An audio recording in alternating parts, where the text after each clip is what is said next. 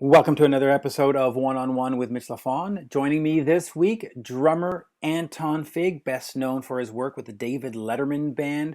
He's got a new release called Figments, and so I have a chance to chat with him about that. This episode is, of course, brought to you by the Heavy Montreal Festival taking place August 7th, 8th, and 9th in beautiful downtown Montreal, Quebec, Canada. This year, featuring Korn, Slipknot, Faith No More, Lamb of God, Lita Ford, Warrant, Dokken, Extreme, and many, many more. To discuss all of these wonderful things with me is the one and only John Regan, having played with Peter Frampton, Ace Frehley, and now with a new band called 4 by Fate, which I must say is a fantastic sounding band. You've also got Tod Howarth, who was also in Frehley's Comet. How's it going, John? Hey, Mitch, how are you? Always Good. a pleasure. Always, Everything's always going great. I couldn't be better if I were twins, my friend. Yeah, so you've had a chance to play with Anton, obviously, in the Frehley's Comet. Did you play with him anywhere else? Oh, Anton and I, in the 80s and early 90s, I had the honor and pleasure of playing on all kinds of records with Anton. Well, first, we got together as a jam band with Ace after Ace had left Kiss. And we met at a studio in White Plains, and Ace said, why don't you come out to the house? And I got a drummer, Anton Fig, who, of course, I knew that had played on Ace's incredible solo album when he was in Kiss. And I said, absolutely, I would love to jam with you guys. So that was the beginning of Frehley's Comet, actually. We ended up going to Ace's house and just jammed out some Hendrix and some Zeppelin, and I was, a bass player. I was over the moon playing with somebody like Anton. Yeah, I mean that the rhythm section of you two guys together is fantastic. Did you know Ace also by yourself, or was it Anton who introduced you to Ace? No, it was actually the other way around. I met Ace at the North Lake Studios in White Plains. My buddy Crazy Joe Renda owned it, and Ace had done some of his work for his solo album at that studio. Oh, so you're talking like 1977, 78 kind of thing. That's when Ace first met Joe Renda and worked at the studio. Yep. Oh, and then, okay. And then I stopped working with Peter Frampton. Ace was not with Kiss anymore, and I happened to run into him at North Lake Sound in White Plains, and we just started talking about what we're doing now, or what we're not doing now, and what we loved about playing. And he goes, why don't you come to the house? I'll invite Anton up, and we'll just start playing music just like we were a garage band. And that's really the beginnings of Frehley's Comet, around 1983, 84, when that started. But with Anton, we did a tour with Scandal, Patti Smythe. We did a Japanese tour with her. We did a great Michael Monroe record called Not Faking It. You were on, that's right, you were on Not Faking It. That's the one... Dead Jail of Rock and Roll. With Axl Rose. Yeah, yes, yeah. Exactly. I actually purchased that album, but that came out later. That was 86 or 87, wasn't it? Yeah. Okay. Well, what happened is Anton and I started to do a lot of work together, and I'm getting a call coming in here so you're going to hear beeping. Well, I can always pause and then... They've hung up. Beautiful. Yeah. We worked on Michael Monroe's record, which was a gas to do. I mean, him and Nasty Suicide were phenomenal to work with. And my goodness, I think we did some work on, oh my gosh, Anton came in and played on a track that Peter Frampton and the late Steve Marriott and I had written together called The Bigger They Come, which was in a movie called Harley Davidson and the Marlboro Man. Very bad movie, but it's on all the time just because it has to do with Harley Davidson. So. Right. But Anton was playing on that. We did a lot of work together in the 80s and 90s, and every time I worked with him, it was always a blast and a joy. Now, have you had a chance to hear the Figment album that Anton put out? I heard it. It's phenomenal. Anton is so musical. He's one of the most musical drummers I've ever met. And the thing that amazes me, if you listen to, like, with the Frehley's Comet, if you listen to Breakout, we've had a lot of drummers that we've auditioned over the years, whether it be with Ace or, with Todd and I putting together 4 by Fate, that couldn't pull that song off. Yeah. because Anton's four limbs are so independent of each other that it's almost impossible for anyone to duplicate it. He is, Anton is South African. Yep. His in his DNA is this incredible rhythmic sense, and you'll hear it on Figments. It's a phenomenal record. Oh, it It's really a must-have. Yep. And he does a song with Athon on there called "Know Where You Go." There you go. Well, those guys have been lifelong buddies, just about. I think probably not too long after Anton came here to this country, he probably met Ace, and it's been a lifelong friendship. Yeah, absolutely. Now, Anton talks about playing on the Kiss Dynasty album and on the Kiss Unmasked album. Have you ever done ghost musician spots? No, I have not. And, I know that was, Really? for many years, that was a big secret rumor, about Anton. And obviously now it's common knowledge, or maybe it's not. You could tell me. Well, it was a very well hidden secret for about 20, 25 years. And then, somewhere in the 2000s, Kiss did these remasters, and in the remasters, in the booklet, they wrote, "Hey, Anton Fig played on this album. Hey, Anton Fig played on Unmasked." But for most people, that was unknown up until then. Was it something that he had discussed with you back in the Comet days? Like, "Hey, man, I was made for loving you," or was he really? It's in the vault. It's nobody knows. I think he held his cards close to his chest. I didn't know anything about it until later on. Wow. And it wasn't anything we ever discussed because it when you're working on another project, well, a lot of times when you do a record, once it's over, if you listen to it one or two times, that's about it, and you're just on to the next thing.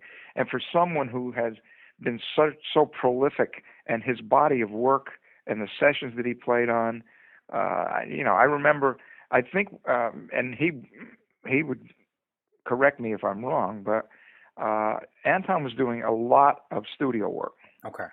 Back in the 80s and maybe even the 70s, probably when it started. But I remember what I believe his breakout song was he replaced the drum machine on Cyndi Lauper's "Girls Just Want to Have Fun."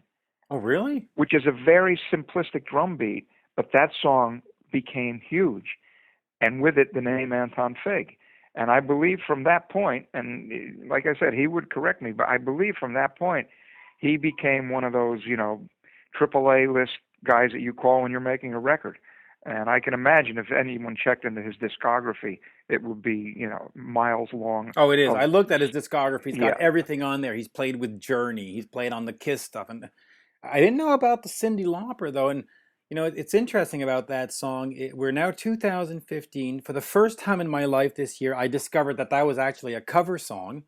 Mm-hmm. And now I'm finding out that Anton played on it. Yeah, well, if you go back and look at the discography, I think you could trace it to there, and then watch what happened after that. Because I really think that he got on everyone's radar from being on that hit record. Plus, he had an incredible band with Holly Knight. Yeah, Spiders, I think. Oh, that was a phenomenal band. Yep. I mean, that was an amazing bunch of musicians, and the songs are great. And that was a period where he was just starting to break out. And I think right after Cindy's record, he became one of the guys, in New York. I wonder what his career would have been like if people had known that was him on "I Was Made for Loving You," because that was a breakout success for Kiss. And had people known, oh, that's Anton, I'm sure his phone would have rung a lot more with people saying, "Hey, could you come into the studio and punch this up?" But that was the thing about being a ghost player, right? It's I know. Oh gosh, he's in Bon Jovi now, the bass player, Huey McDonald. Yeah, Hugh. Well, I knew Hugh when he was playing on those records, but he couldn't tell anybody. Yeah. Wait, he was playing on the Kiss records too? No. Okay. The Bon Jovi records. Oh yeah. That was he ghosted on those records for years. For folks that don't really know, Alec John Such of the Bon Jovi band played on almost no Bon Jovi material. And if you look in every booklet, the first name and the thank yous, mostly the first name is "Special Thanks to Huey McDonald." And he's in every booklet from the first one, even having played on Runaway. Yeah. And people go, Really? Yes, yeah, but I would run into Hugh from time to time, and I felt for him because he was so frustrated. Because here he is hearing himself on the radio nonstop, and he's playing club gigs, and still enjoying playing, but that's got to be a tough one to take, and you really can't tell everybody about it. No, because then it ends. Exactly. So, and but no ghost work for me. No overdubs where they call you in and say, "Listen, we need you to fix something." Nothing.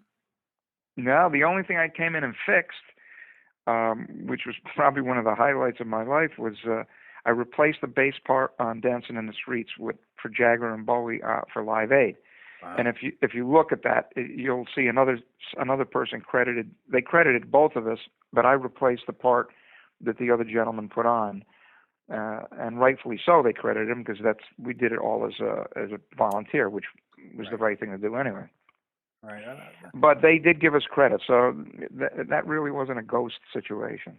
And I just want to finish one more thing with Huey McDonald before we get to the Anton thing. It must have been frustrating for him in the 80s to have been on all those songs and not be recognized.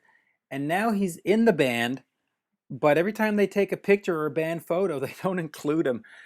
That to me is just, it's got to be so frustrating. Yeah, well, I really think I knew some people that worked in that camp, and I really think John and Richie likened themselves to be the new age version of Keith and Mick. Right. And if you look at the Stones, it's the same type of thing, Yeah, you're right. You're right. But that is the band, But with Huey, I feel he was there from day one, as you said. So, give the guy some credit. What is it? It doesn't cost you anything. No. It's not going to confuse anyone, Well, and Huey, I must say, was one of the nicest people I met. I was this was around the Crush tour, so 2000, 2002, something like that, on the Bon Jovi tour up in Quebec City. I was backstage, and there was stuff going on, and Huey comes in and goes, "Hey, I'm Huey McDonald," and I said, "Yeah, you're the bass player. You did this Jovi stuff," and he talked to me for 45 minutes about everything under the sun, and that was my only conversation with him. But he no attitude, no, what are you doing here? Just hanging out, just a really nice guy.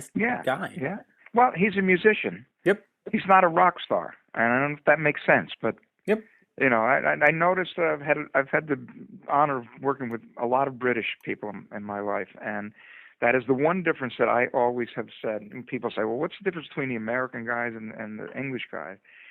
The British, the musicianship seems to be in the forefront. The rock star thing is just kind of a nice little perk. Right. The Americans, it tends to be the other way around. The rock star thing is, look, I'm a rock star, and then the music thing just is the vehicle to get them to be a rock star. Yeah. That's just my take on working with a bunch of them over the years and being able to compare.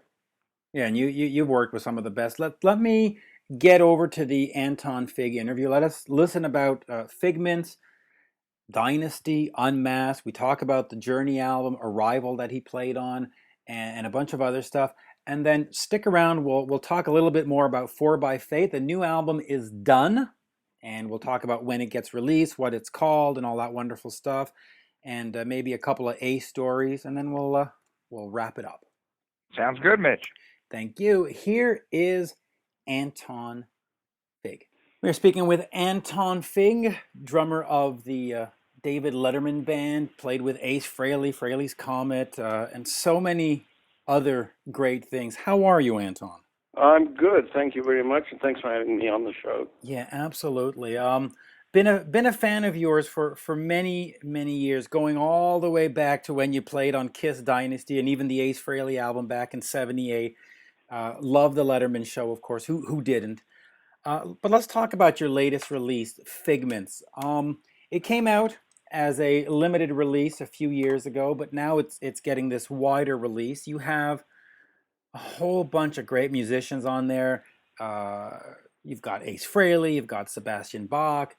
Tell me a little bit more about how the album came together. Well, I had a bunch of songs that I had been writing over a few years, and I also, because I've played with so many people and in so many different styles and in so many situations, decided to put a record together and incorporate it all under this sort of umbrella of me producing the whole record me writing or co-writing all the songs and me playing drums. And me basically putting the whole record together. So even though there's a lot of varying musicians from different sort of genres, it sort of all comes together, and it all makes sense. And I try to pair the right people with the right song and have certain associations. Like on the song where Ace plays the guitar solo, I've got Sebastian singing and I've got Richie Scarlett playing bass. There's a song that Blondie Chaplin sings, and I have Brian Wilson doing the background vocals. And Blondie was the singer on Sail on Sailor with the Beach Boys, and is touring with Brian now. Right. But we go back to the days in South Africa, growing up, and then we were in quite a few bands in America together, and ended up playing on the last Paul Butterfield record before he passed away. And we did a Joe Bonamassa tour and a record with him and Beth Hart. That Blondie played on that with me. And so there are all these different connections, people, that I know. And so the record is, it's varied, but it's interesting. And it's almost like you can put on the record and it sort of takes you on a journey, and it's more like a sort of throwback of how records were made, I think, in the 70s and 80s. A while ago, yeah. Is now that Letterman is finished, is that something you want to get more into, getting back into the studio and making more of your own records rather than being on Ace's record, rather than being on so-and-so's record? Is that something you're interested in? No, not necessarily. I don't sort of preclude anything. For example, like I just did a Joe Bonamassa's new record. Right. And Great musician, by the way. He's fantastic. And I'm actually going to be doing some touring with him coming up. So, for example, like I haven't had a chance to be out there playing shows all that much. Right. So I'm going to be doing a little bit of that, but at the same time at home, I am doing tracks for people. I'm producing someone, and so I get to I just want to keep creative. I want to keep getting better and improving. And so I'm not doing any one thing. I'm trying to do lots of all things because that's sort of what I always did. Yeah, and that's also sort of what you had a chance to do with Letterman, because he had varying musicians come in that would use the late night band. Right. And you got to do some rock and some alternative and some country. I mean, you got to do a bit of everything. That's got to speak to your ability, I've always liked all kinds of music. Right. Whether it be classical music or funk or rock but I primarily thought of myself as a rock drummer. Right. But I was, spent years when I first came to America, I got heavily into jazz. I played, I got a classical degree when I came over to Boston, so I'm fairly well-rounded as a musician, but I just like it all. Yeah. And I think that all these different styles enhance the other style. You can take a little bit from one, take it to the other, and it sort of makes it interesting. I've always wondered if you if you just were deeply only into one style, how you would be if you just did one thing. But I've just always been interested in lots of different things. Yeah, and you get to learn from the different styles. I go to different concerts. Like my daughter's having me go out to this Ariana Grande concert. And people are like, "Oh, yeah. Mitch, you're the heavy metal guy." But yeah. I tell them, no, you learn what makes a good pop show. You learn because there's a different pacing, a different lighting system. You learn from all these different things. And as a musician, it must be the same for you to play jazz and then funk and then metal and right. It's the same, but to me, there's like a common thread in all of them, and that it's got to really for me, it's got to really groove. No matter what, there's got to be it's got to really sort of be in the groove, and it's got to kind of touch you in order to be good. You go to these audiences and you sometimes you see the audience reaction, and there's something that the group has managed to really kind of speak to them as a collective unit, you know, and so those kind of things, like, you know, I don't know if I can really put into words, you know, how to define it, but it seems like all good art kind of speaks to you in the same sort of way. They just get to that in a different way. Yeah, I agree. I'd like to, if possible, talk to you about some of the other projects you've been involved in your discography. It is listed that you played on the Arrival album by Journey, and I've scoured everything to figure out exactly what you did, and I can't find it. What was your involvement with that album? To be honest, it wasn't huge, and it's barely worthy of a credit, but I got called down by the producer to do a percussion overdub on the record. And I don't know, for some reason, normally you do that kind of thing, and you know, you don't get credited or anything. For some reason, they put my name on the record. And I think it was just like a few shaker overdubs or something like that. And, you know, there's these search engines on the web, and they just kind of pick up records and that. So, you know, when you look at dial up all music and stuff, you see records that you didn't even know that you played on, you know what I mean? But yeah. I played percussion on the Journey record, but I think it speaks to the respect that people give you. I mean, the fact that you just did a shaker overdub and they want to list your name, it just says, hey, it's something to have Anton Fig. I must say it was awfully nice of them. Yeah. Yeah. If I may, I got introduced to you on the Ace Frehley Kiss solo album of 1978. And if we could just take a few minutes, how did you get involved in that project? Was there an audition? Was Ace your buddy? Did the record company say, let's get this guy, we know? How do you get involved on that? Well, I had a band with some South African friends of mine called Spider. And it was a fantastic band, actually, and Holly Knight, who wrote a lot of huge hits, was in the band as well. And in fact, our version of Better Be Good to Me it was our song, and Tina Turner copied it. If you listen to the two versions side by side, I mean, our version has been copied, you know, I'd say about 80%. Right. You know, vocal phrasing, you know, like a lot of stuff, a lot. It sounds very, very similar. Anyway, Holly had written it with Mike Chapman. Right. But, great producer, by the way, Mike Chapman. Yeah. So we were in the formative stages of the band, which was formative. I'm talking about like a couple of years before that. Right. We were auditioning bass players. And this guy came along and played with us, and after the audition, he said to me, you know, I've got this friend, Ace, and he's looking for a drummer for his solo record. And, you know, if you want, I can try and get you up there. So I was not...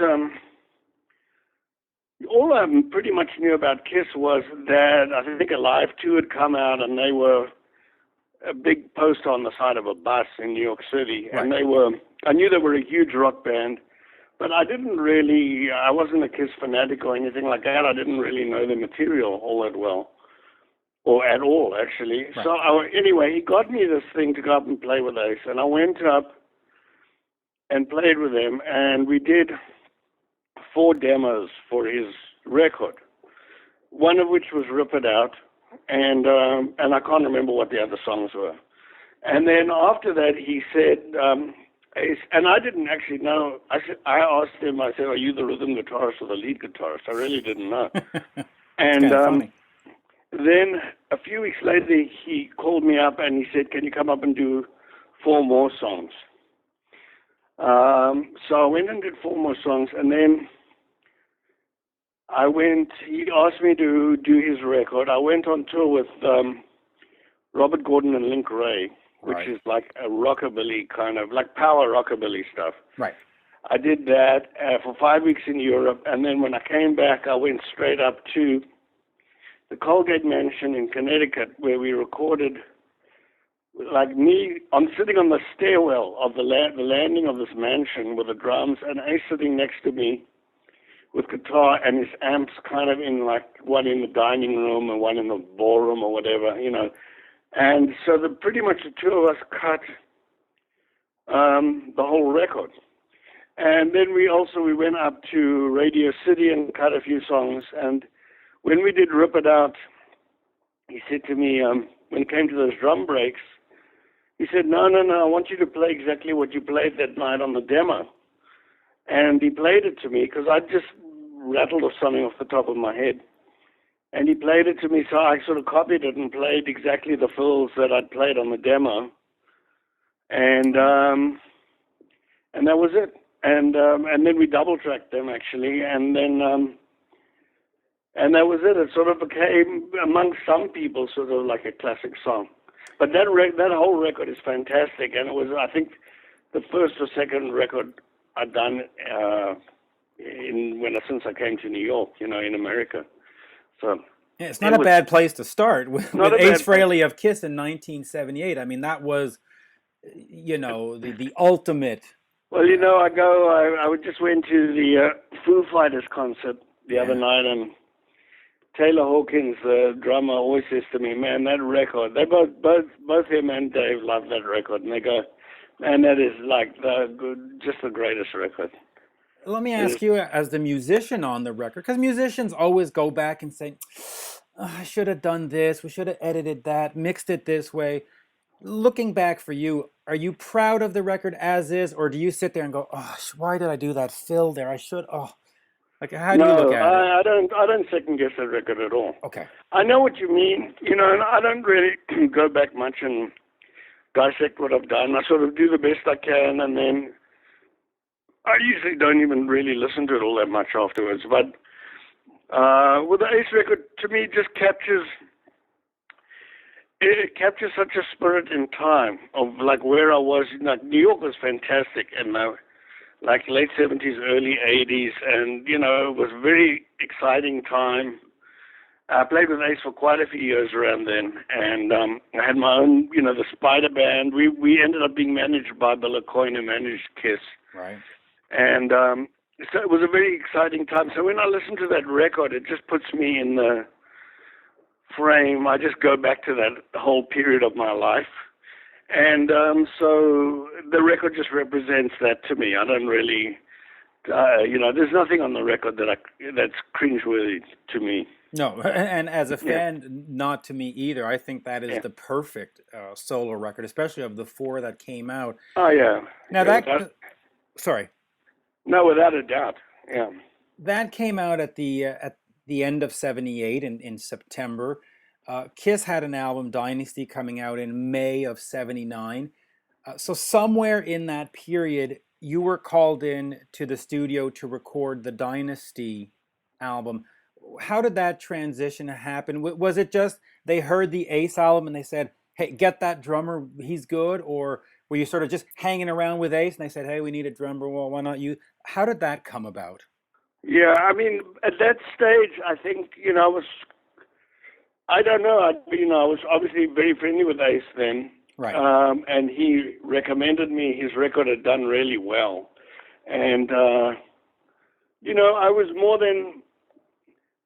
never really a session guy. I was more like a rock guy that just did a lot of the sessions. Right.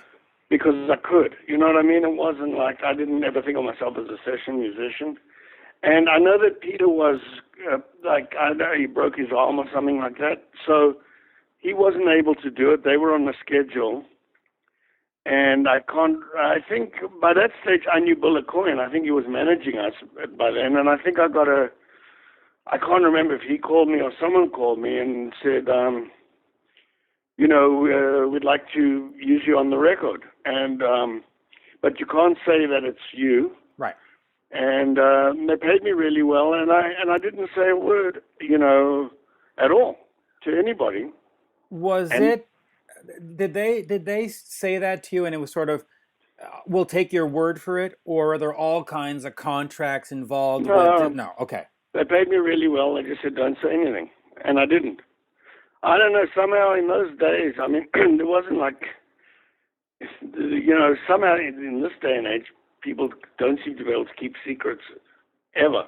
Right. But then, they said don't, and I just didn't. And then when they did the next record, which was Unmasked, right. They asked me to do that as well. And they said, you can't tell anybody. And I didn't tell anybody. And it was only when, 20 years later, mm-hmm. I think Gene put in his book that I played on Unmasked, and a version of Dynasty and a remaster of Dynasty came out, and it listed me as a drummer. It was only when they started saying it that I started saying it. I was sort of so conditioned to say nothing that I sort of felt funny about it, and it sort of took a few years before I could actually sort of just talk about it, because I was just like, hey, they told me not to say anything, I'm not going to say anything. When I Was Made for Loving You races to the top of the charts, though, and becomes sort of their biggest success, or second biggest success, I guess Beth was the first one. Yeah. Did you have a hard time not saying anything? Did you want to sort of scream to everybody, hey, that's me, or is that just sort of one of those? Yeah, no, it was fine. I was, I had my own band. Right. We had a song, it was 35, it wasn't 5, it was 35 on the charts. Right. But, no, they paid me nicely, and I'd made an agreement, so it was fine. Okay. It was okay. I was plenty busy doing stuff, and, it was just like, well, I'd done it, I knew I'd done it. So I was fine with it. Was there any time in the Dynasty Unmasked era where the band said to you, hey, why don't you join the band? You've played on these 2 albums. We like what you're doing. Become a member. Yeah, I mean, there was kind of talk about it. Okay. It was under some sort of consideration, but it never really went in that direction. Okay. Yeah. Okay. Let me get over to Unmasked for a second. The band sort of softened their sound a little bit. It got a little more pop. Did you like the music that you were playing on? Did you like Unmasked? Well, it was the same producer as Vinny. As Dynasty. It was Vinny Ponzio. And he was a little more kind of like R&B based. Okay. And I guess he pushed them a little bit. I think Ace's songs still were heavier. I think it was like Torpedo Girl and a few of those songs. Yep. And whereas I think Paul's stuff got made more R&B. Right. But I wasn't I wasn't really in a position to judge, you know what I mean? I was just in there playing. I was happy to be there, and I would play whatever they wanted me to play as best as I could. I mean, they never said play like Peter or do anything. They just let me play the way that I play. Okay. And I was like really grateful for that, and I've heard a lot of people say, well, we knew it wasn't Peter, but we just couldn't kind of figure out what the hell was going on. So I'm glad that they just let me sort of play the way that I wanted to play. Looking back on those 2 albums now with, the 30 years or even more than that, how do you consider your playing on those 2 albums? Was it just, are you proud of those 2 albums? Do you think you did the best you could? What did you give? I'll be honest, I haven't listened to them, so I don't really know. You've never heard them? I heard them back in the day. Okay. But I haven't. I can remember I Was Made for Loving You, but I can remember Hard Times. Right. But I don't remember much of the rest of the record. I need to sit down and actually listen to it, and then I could answer that question. I literally have not listened to those records for 30 years. Yeah. All right. If we can just move away from the Kiss stuff, if I can just get over to the Frehley's Comet stuff, if you don't mind. Yeah. I haven't listened to those either, by the way. The only record I listened to was the first record. A lot. And the other records I really liked a lot was Breakout, and I like Trouble Walking and all that, but I haven't listened to them since those days. Yeah, Would you, if John Regan and Tod Howarth and Ace came to you and said, "Hey, let's do a couple of shows just for old time's sake," would you consider it? Yeah, I would. I think it would be fun. Yeah. You know, I think it would be fun if there was, enough people out there that wanted to hear it. But the thing is, this is that I wonder, those things were done at a time with a certain spirit and all that. And if, obviously everyone's sort of in a different place now. So I just wonder if it would have the same kind of passion and relevance, Yeah. just on a sort of philosophical viewpoint. But I think it would be fun to play with everyone again. But, I did go and sit in with Ace when he played at B.B. King's a few months ago. He was out touring, and I sat in and played, what song was it? Breakout. Yeah. But, no. If I can, let me ask you about the decision you had to make at that time. Frehley's Comet came out. Eddie Trunk was involved with the record company. There was some push on it. They had the Iron Maiden tour, and you had the Letterman gig. And at some point, you had to decide: do I stay with the Letterman band, or do I become Ace's sort of touring drummer? Was it? How did that decision come? Was it just financial? Was it like, no, it's better off for the family if I just stay in one place? Well, I think I wanted to stay and do the Letterman show. I mean, I got asked by, for that situation, I could have done it. I mean, Stevie Winwood asked me if I wanted to tour with him. Right. But the Letterman show was,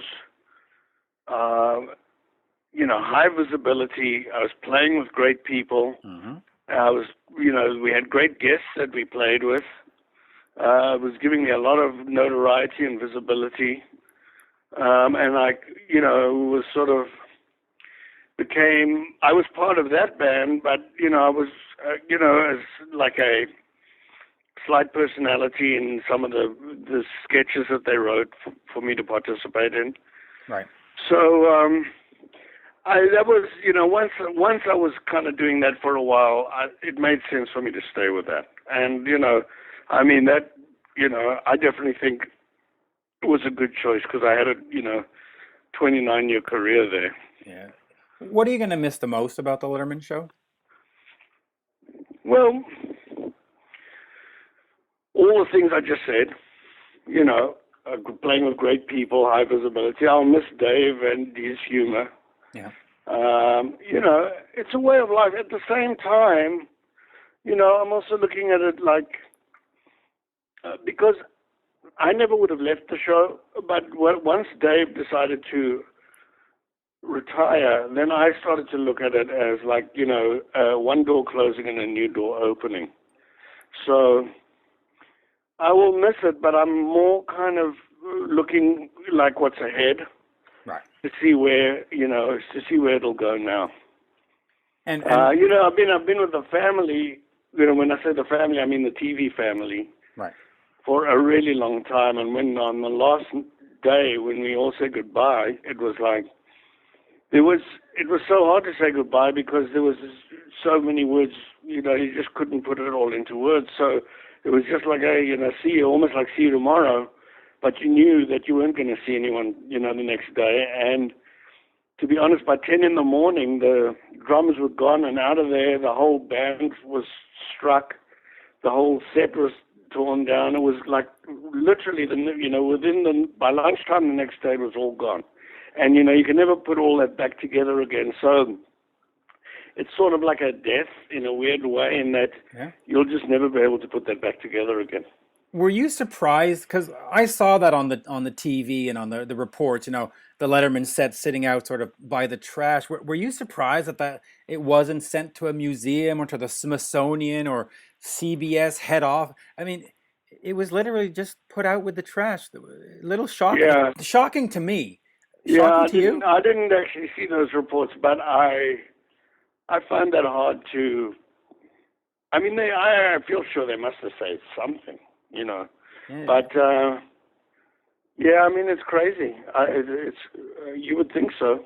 You'd think someone could benefit from it. So now you're doing the Joe Bonamassa tour. Has anybody else called you? Are you doing any other tours with any other artists or any Well, other? actually, he's, for what I'm doing between now and the end of the year is keeping me really busy. Okay. I'm doing a tour. The first tour I'm doing with him is called The Three Kings, which is a tribute tour to B.B. King, Freddie King, and Albert King. Okay. And that goes through, and we end up at the Greek Theater in L.A., and they'll do a DVD and out of that, which will come out, I guess, next year sometime. And then from September till the end of the year, we're going to Europe, and we're going to be doing the Joe Bonamassa material from all his records. Wow. And it's we go to Europe, and then we come back to America for a bit. And it's a great band. It's Reese Winans, who was in Double Trouble on keyboards, and Michael Rhodes on bass, who's like a first call bass player in Nashville. And Joe and myself, that's a core quartet, and I think they're adding horns. And so it's going to be a really good band. And, the tour is, I've done some stuff. I did the Royal Albert Hall with them, and I did Red Rocks with them. And great venues. we know, they played really nice places, and the tour's really great, and it's a really cool tour. So, so that's kind of what I'm doing for the foreseeable future, and I have some tracks I'm doing for people in my home studio, and stuff will come up, but it's right now I'm just sort of getting myself ready to go out on the road. Yeah, that's got to be a difference, right? I mean, before you would get up and head over to the late night. Yeah, I mean, I would work in the morning. I could do whatever I wanted. I would do the show. I would go out and play gigs at night. And so I was playing in a ton of situations around New York. Right. And this is going to be a complete. And then I'd be home for I'd come home for dinner in between. Oh. So this will be a completely different thing for me. Going out and being out for a little while, and it's going to be an adjustment, but I'm happy to be doing it. I'm looking forward to it. Yeah, and I'm looking forward to it too. And then we'll finish. Is this your first tour since the Ace tours back in the '80s, or have you done other? Well, no, yeah. I mean, I did a little bit with Joe, but that was just like a week here, a week there. Right. I did a tour with Hugh Masekela on South African music. That was we played like the Hollywood Bowl, and that was only 3 weeks. I did a few weeks with Eric Johnson and Mike Stern at the beginning of this year.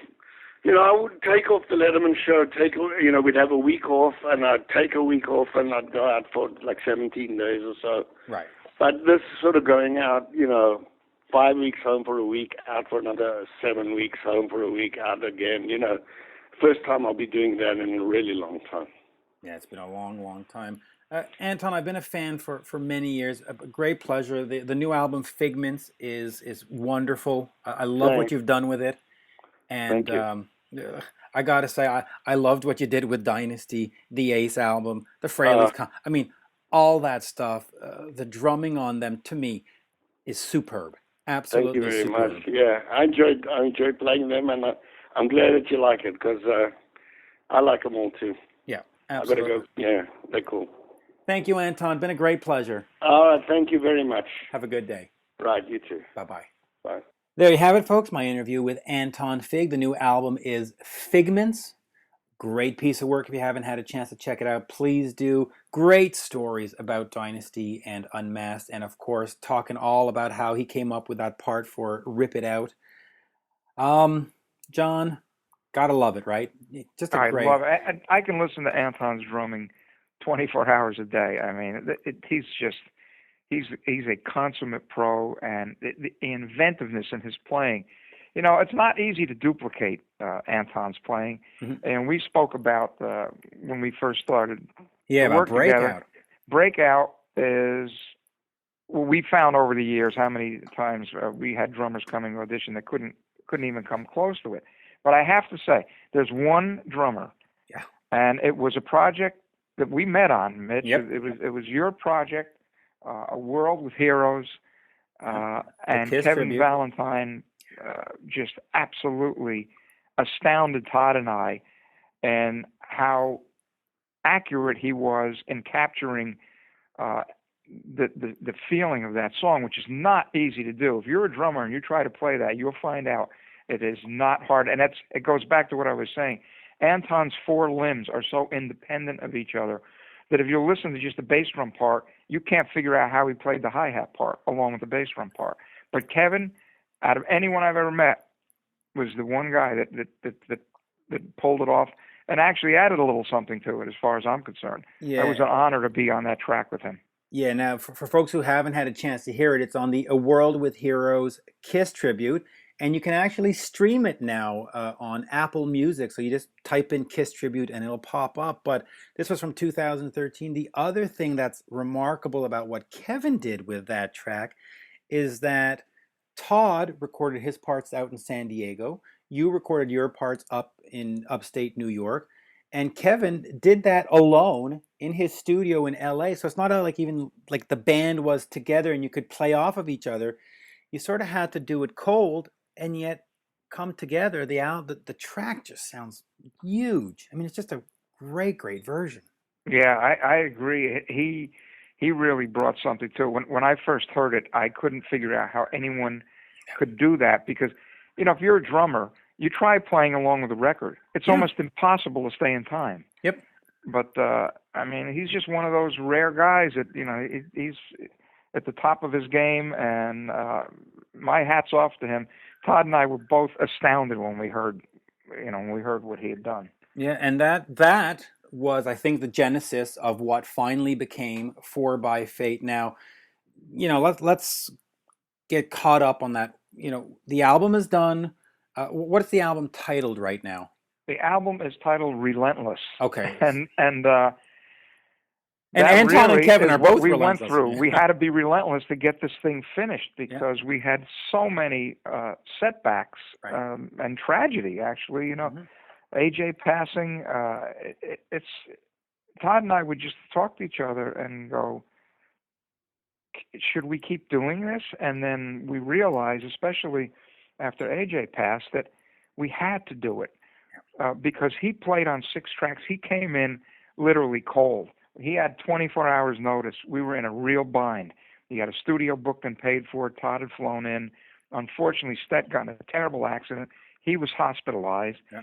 We had to cut these tracks. Yeah. And let me just contextualize. You had Stet Howland, who had played with Wasp. Mm-hmm. He got into the accident, and then you had the studio time booked. You couldn't just sort of, you would have lost, Studio was booked, paid for, and Tod had flown to New York from San Diego. Right. And then you had AJ Pero of Twisted Sister that came in. Yeah, well, the weird thing is, we get a phone call. Tod and I were at a KISS convention in New Jersey. Mm-hmm. We're getting ready to record, so we're all excited. And about, as the convention's winding down, one of our good friends, Sue McDonald, comes up with her phone, and she's on Facebook, and she goes, look at this picture. And it's a picture of Stet in a neck brace from a hospital bed. As got rear-ended, car got totaled, girlfriend and family got hurt. Thank God nothing really tragic, but Stet was out of commission for a couple of weeks. He got really banged up. It's just like, uh-oh, now what do we do? So in a panic, I called Danny Stanton. Yep. And I said, Danny, we can't not do this. We have to cut these 6 tracks. And he said, well, I can get AJ Pero in here. And I said, well, I knew AJ from Twisted Sister. That's about all I knew him from. So I ended up then Googling him, going to YouTube, and I saw something that he had done prior to that for one of the Bonzo bashes. Yep. And he just absolutely floored me. Yep. I didn't realize that was the same player, And so we called him up, and, on a Sunday night, said, can you be here on Tuesday morning? So Tod sent him the information, the tracks, so that he could listen at least for one night. Yep. We get to the studio. We get a phone call from AJ. He goes, I was leaving my house to drive up from New Jersey. He goes, you're not going to believe it. I got rear-ended. I said, you got to be kidding me. But fortunately, he didn't get injured. Right. But the same thing happened. So they towed his car. We sent a limo for him. he came in and sat down and just blew us away. And there's 6 tracks on Relentless that were cut with AJ, and then it just ended up where, it worked so well. We didn't know what was going to happen with Stet, and we asked AJ to be part of the group, and he agreed, and we were getting ready to cut the next 6, and I was over in the UK doing a tour with Billy J. Kramer for a 50th anniversary of the British invasion, and Todd called me up. I think it was the second night I got there. He said, "You're not going to believe it. I just heard AJ passed away." And it was like, what? Because the weird thing with him was I didn't know the man at all. But I have to tell you, and this hasn't happened very often in my life, I spent 48 hours with the guy, recording.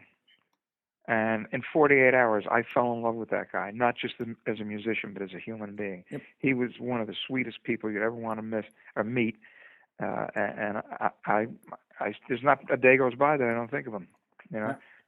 Wow, I'm glad that we got him on the record. I mean, it's nice to have this sort of living testament going forward. This piece of work that people haven't heard from him yet. And and I believe it's the last 6 tracks he cut, and yep. We're honored and proud. And when you listen to them, you can hear his genius. I mean, the guy was just—he's another. I've been really blessed. Yep. I've gotten to play with the best drummers on the face of the earth. I'm spoiled. Yeah, absolutely. And then, of course, you had Rob Affuso, formerly of Skid Row, come in and finish the album. Rob is another great drummer. Yeah, well, what happened was we had Sean Kelly, mm-hmm. who, for a myriad of reasons, decided that it wasn't going to work for him being up in Canada, and we understood it. We were very sad that was his decision, but we understood it completely. And so when it came time to look for another guitar player, we had already cut a song by Patrick James or Pat Gasparini. Right. And out of the first 6, one of the songs was Pat's. It's called Follow Me. So Pat kept submitting songs to Todd and I for the remainder of the record, and he just came up with some incredible stuff. So it was like a natural. It's like, oh, well, wait a minute. Pat sings. He's a great guitar player. He's writing a song, so why don't we ask him to join the band? Pat then suggested Rob Affuso. Yeah. Because Pat's a local New York guy. Rob's in New York, New Jersey. He's here. Yeah. And he contacted Rob, and Rob, I thought Rob was kind of retired from the heavier rock thing, but when he agreed, we were just over the moon that he wanted to work with us. So that became 4 by Fate, as you know it, on this new release. So, but I tell you, it really tested our fate and our faith and our mettle to try to keep this thing moving, because there were many times that Todd and I just looked at each other and said, should we just stop? But then we realized, especially after listening to what AJ did, it had to be finished and it has to be heard. Yep. Because the guy is just killer. Is there a release date for it yet? No, because we're still working on how we're going to do it. It's such a different world now. Yep. I know Danny Stanton is talking to some people in England this coming week. Okay. About whether we're going to do a distribution deal. I could tell you that Tod Howarth's son is an incredible graphic artist. Right now, as we speak, he's working on the cover design, which is almost done. And then, we're getting the credits together. We're really going to try to put lyrics in. I really think people like to have something they can hold and look at and read, rather than just the download has its place, obviously. But there's something about, holding the music in your hand and looking at pictures, reading the lyrics. It's just personal, and we're losing so much of the personal touch anymore. We want to try to at least, if not vinyl, definitely CD. But it's taking longer than we wanted to. But this is a whole other world. This is a different world from when I was making records with Ace, back in the 80s and 90s. So yeah, and I think in terms of digital and stuff, it's great to have that convenience, but trying to think what rock star said it recently. He said, "I don't like to own air."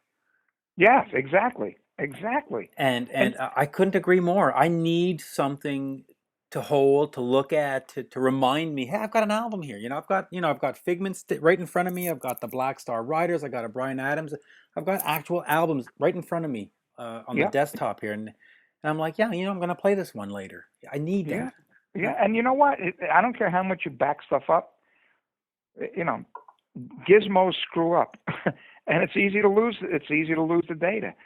At least with a disk, you can load it back into your your new computer that didn't put out to the trash the week before. Yeah, I mean, I know that people go, oh, CDs can get scratched, but yeah, you know what? If you take care of them, they don't get scratched. But I've heard so many people take care of their iPhones and their Androids, and they go, oh, I had 10,000 songs, and it got stuck in the rain, and it got wet, and now I got nothing. And you're like, hey, Exactly, bingo. I agree. Yep. Yeah, but then again, I'm kind of an analog man in a digital world. So I still prefer vinyl. Old school is the way to go. I do want to ask you quickly about the Live Plus One, because Anton in the interview talks about Rip It Out and how that came together, and Ace saying, play like on the demo and all this wonderful stuff. But that live version on Live Plus One is fantastic. Now, the only disappointment with the Live Plus One is that really it's 4 songs plus one. I would have loved to have the entire Ace show. Does the entire show even exist, or what? Did you just sort of record four songs for the album? No, I believe everything was recorded. I don't know if Megaforce has it, but there would have been no reason to just record 4. We would have had the remote truck there, right, and we would have never just recorded 4 songs. I think Johnny Z wanted to put something out that he could sell at a reduced rate, Okay, so he wanted like a $7.99 album at the time. an EP rather than an LP. But I imagine that all of it exists somewhere. And I have to tell you, that was a situation where Anton came in on a moment's notice. Right. And recently, when we did a couple shows with 4x we did a show here at the Chance in Poughkeepsie about a month ago, and then we were privileged and honored that Twisted Sister asked us to do a show in New Jersey the next night that was a tribute to AJ. Yep. But and putting those 2 live shows together, we had to send Pat and Rob Fuso some live tracks, as we were going to do Something Moved and Calling to You, I think. But when I listened to it, I listened to Rip It Out, I mean,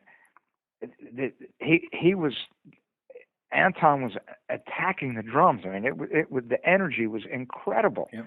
And he just came in literally on another one on a moment's notice and sat down behind the drums and blew us all away, as he does pretty much on everything as far as I'm concerned.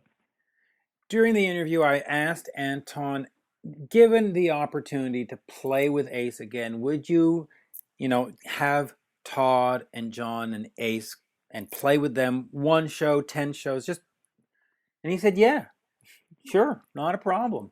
I would have loved to do. There's nothing, Mitch, this is how you and I began our friendship, I believe.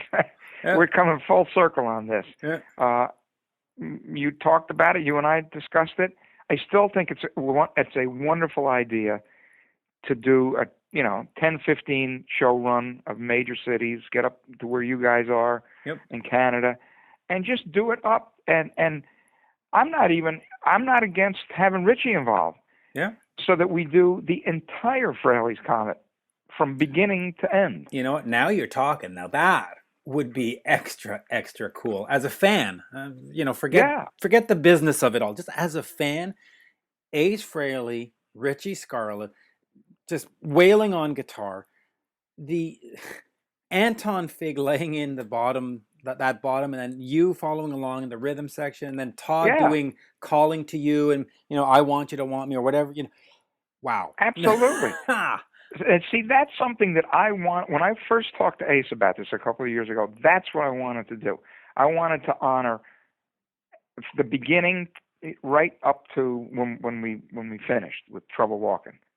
Because I know he did stuff after that, and I'm not averse to doing some of his new stuff. But let's give everybody the full Ace Frehley solo experience.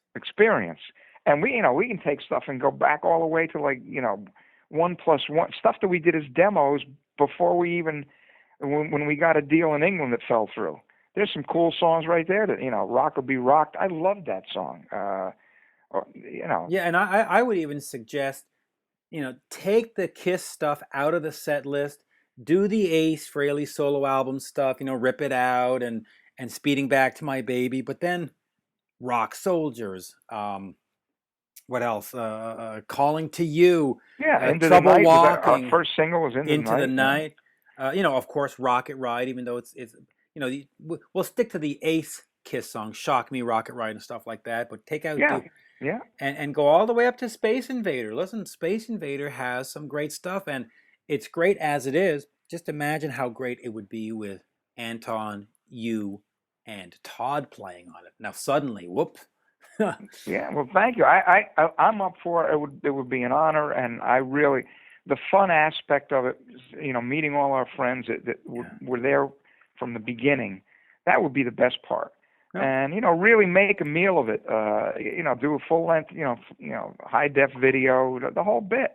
And I think. Yeah, no commitment, no pressure, none of this. Oh, we're in a band, we're going to tour for the next 5 years. And just like you said, a limited run.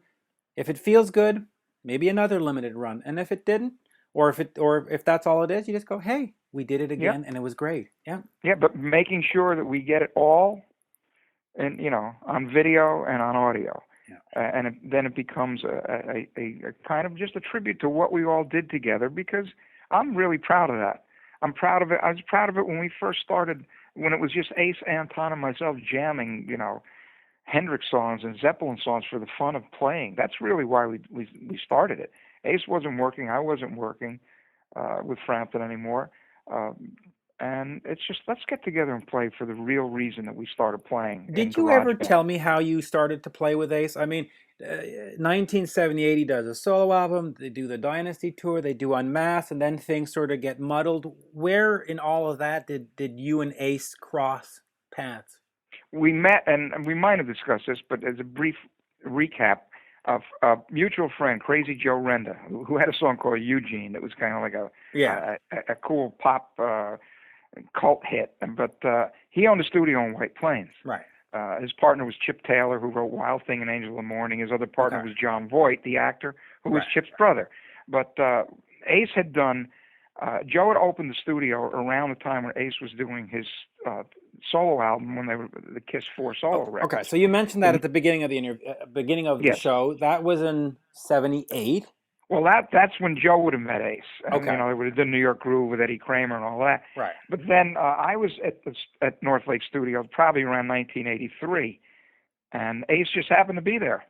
Okay. Actually, I believe that he was horizontal on the floor, and I stepped over him, but that's another story. And then when he woke up from his nap...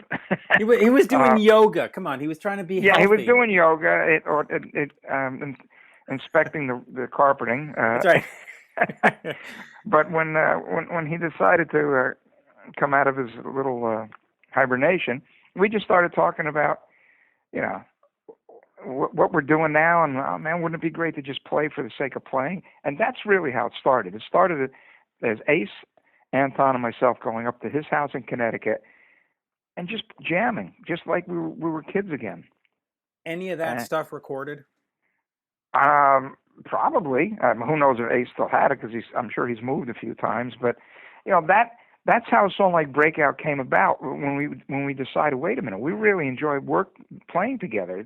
It feels good. It's fun. We're all of the same mindset of what we want to do. And then I started digging through. I said, well, Ace, what do you got? We want to do some original stuff. So I started ferreting through these, various half-inch tapes, quarter-inch tapes. And I just remember he put on, it was entitled, the box with the tape, and it said Car Jam on it. And we just put it on, and it was Breakout. It was the drum beat to Breakout, bam, bam, bam, bam, bam. And I said, this swings. So that's one of the first things that we started working on. And then it just went from there. We brought Richie Scarlett in, Arthur Stead came in, and we did all of those early songs that were around like 84, 85. And then we had a deal. A company went bankrupt, and then it kind of everybody went their separate ways because everybody had families to feed. But then, lo and behold, Eddie Kramer called up and said, got Ace a deal with Megaforce. You guys want to come back and make a record? And Anton and I came back and we did it. And I'd met Tod Howarth in the interim when he was with Cheap Trick. Yep. And I was at John Waite. And we needed somebody else to join the band, and Tod filled it out. And that was that first Frehley's Comet record in '87. But I would love to do a Frehley's Comet, Ace Frehley band. I don't want to call it a reunion. I just want to call it a celebration because let's just do it and have some fun with it, Oh, I think it would be great. And that first album, the Frehley's Comet first album, I love it. I mean, I love it from head to toe. You just look. I'm just going to name it: Rock Soldiers, all-time classic Ace song. I mean, it's one of those musts. If you're doing a playlist on iTunes or something, it's a must. Breakout, similar. Into the Night, right there. Something Move, yep. We Got Your Rock, yep. Calling to You, yeah. I mean, they all go on the Ace Greatest Hits playlist. I mean, and I'm talking, you're throwing in Rip It Out, but those songs all fit. I mean, it was just a great, great record. And as a fan, it was a great time when it came out because, from The Elder and stuff, Kiss and Ace hadn't really done much, and the music wasn't really great that was coming out. And then Ace and Kiss both hit with these albums, Crazy Nights and Frehley's Comet. And it was like, oh, okay, we can have these two entities working separately and still satisfying the Kiss fan in me. And it was great. It was just great. Yeah, well, thank you. And you know what? I think if we could put this concept and make it work, and I'm throwing down the gauntlet, Mitch. I would love to see this happen, and I would love to see it happen with Richie involved. Yep. Because in this day and age, I'm tired of hearing about, or should it be David Lee,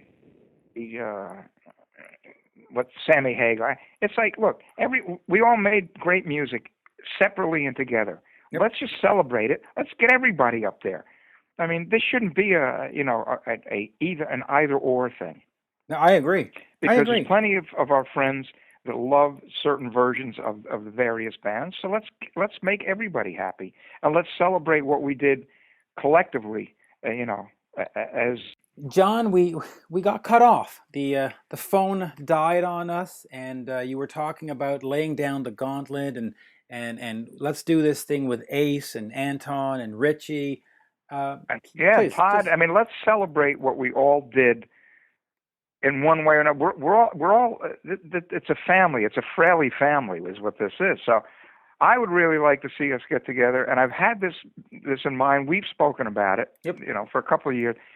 Let's go right back to '83, '84. Yep. Start from the beginning. Do it chronologically, all the way up to Space Invader. Yep. And I really think we could have a blast with it. And I think I think it's a win-win situation for everyone. And now that I know Anton wants to come back, I mean, how can you beat that? I mean, that's a dream come true for me. Yeah, and let's not ignore the 1978 Ace solo album. That's it's important too.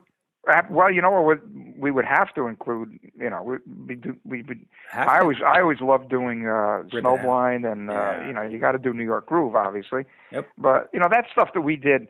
That was always included, so that would definitely be there. But, we've only played some of those songs from '84, '85 one time. Well, actually, we did a couple shows in the New York, New Jersey area. But, there's some cool stuff from that era that I think if we played that, people would absolutely love it. Yeah, and a nice DVD shoot would be a nice way to memorialize that. Because you have the Live in London stuff that came out in... Well, when did that come out? 89? 87? 88. 88, yeah. Yep. And even that, it wasn't the full show. Yeah, that's true. There needs to be a full show. And Ace, God bless him, he is sounding great. I've been watching the YouTube clips of him live in 2015. He is on fire. I don't know if it's because Richie brought him back. I don't know what the reason is, but just those two guys together, they have been sounding great.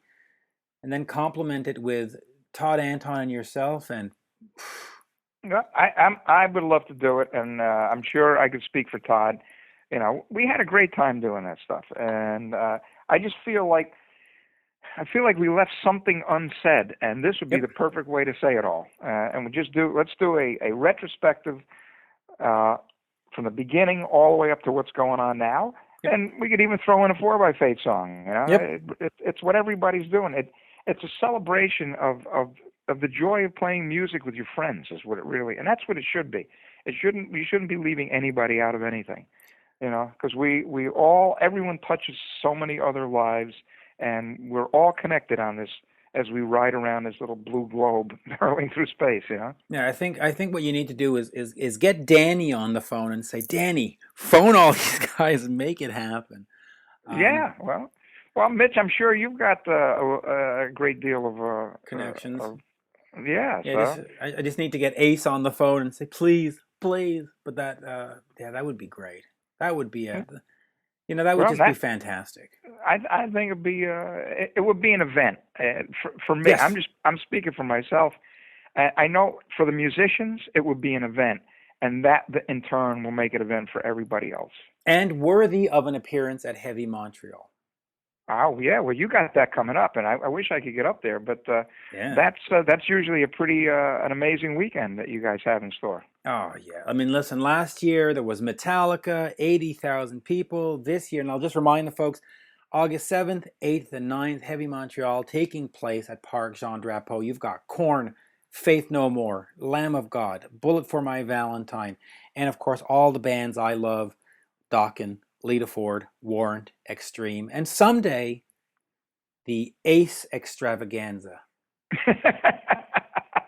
It sounds like something you'd order like at a buffet restaurant. I'll have the Ace Extravaganza, please. Yeah, it sounds like a Vegas show. But it would be great. I mean, you know, if you get that on the posters and on the flyers that it's these guys, you know, Anton from David Letterman, John, who's played with Peter Frampton, Todd and Ace, and doing this sort of 80s, well, I don't want to call it an 80s revival, but you know what I mean. Yeah. Well, that's the beauty of it. We're still all making music. So it's, you know, that's why I like the idea of including everything right up to, you know, if that band got together for rehearsal, just with a couple jams, we'd have a few new songs. So that's the way it used to work. Yep. And I'm sure if you had an appearance here, fans from New Jersey, Albany, you know, Toronto would all drive in because it would be something to see. Well, I'm up for it. I'm ready. I'm ready. You know what? I will do my best to get everybody in line and online and to make it happen. Well, Mitch, you always do. So it's going to be a tough challenge, but it would be great. Nothing ventured, nothing gained, my friend. Right? Absolutely. We'll give it the old college try. I always tell my kids, ask, because the worst anybody can ever say to you is no, and you already are starting at no. So if you get no again, you're exactly where you started. But if they say anything else, you've already gained something. So. And you know what? I used to use that same line 35 years ago. So you're a good man, and that's the way to do it. That's the way to do it. Never give up. Always a pleasure. Of course, check out 4x8 on Facebook. Check me out on Twitter at Mitch Lafon. John, anywhere else where people can keep in touch, send fan questions, find out about shows, albums, anything? Best thing to do is go to 4x8 Facebook page. Yeah, that's the best one. FOURBYFATE. Anything that's news is going to be on that page right now, and we'll be really looking to get this record out as soon as we can. Please bear with us, but it's going to be worth the wait.